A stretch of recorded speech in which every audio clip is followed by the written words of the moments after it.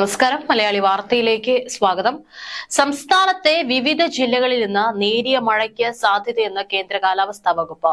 വീണ്ടും ഒരു ഇടവേളയ്ക്ക് ശേഷമാണ് കേരളത്തിൽ മഴ സാധ്യത ഇപ്പോൾ പ്രവചനങ്ങളിലൂടെ പുറത്തുവരുന്നത്.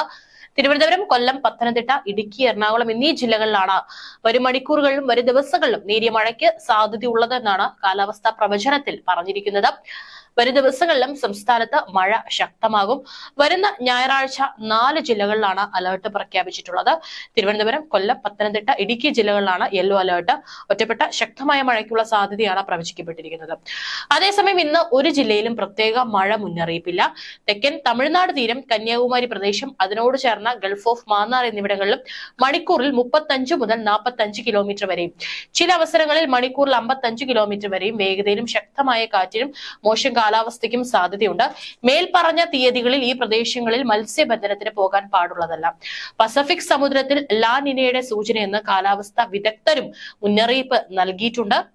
അറബിക്കടലിൽ ആഗോള മഴപാത്തിയുടെ സാന്നിധ്യമുണ്ട്.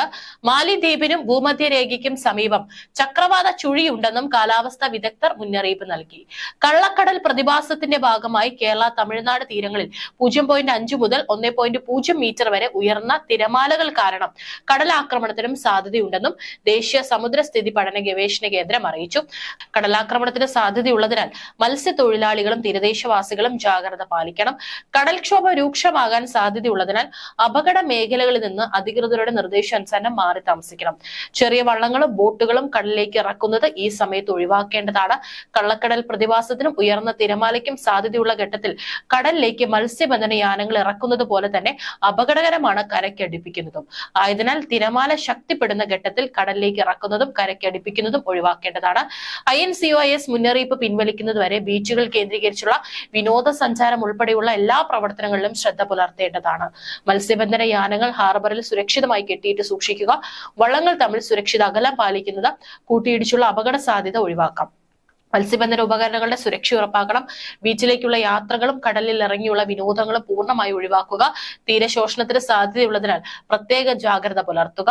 19/1/2025 തിരുവനന്തപുരം, കൊല്ലം, പത്തനംതിട്ട, ഇടുക്കി ഈ ജില്ലകളിലാണ് യെല്ലോ അലർട്ട് പ്രഖ്യാപിച്ചിട്ടുള്ളത്.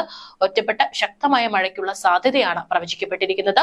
24 മണിക്കൂറിൽ 64.5 മില്ലിമീറ്റർ മുതൽ 115.5 മില്ലിമീറ്റർ വരെ മഴ ലഭിക്കുന്ന സാഹചര്യത്തെയാണ് ശക്തമായ മഴ എന്നതുകൊണ്ട് അർത്ഥമാക്കുന്നത്.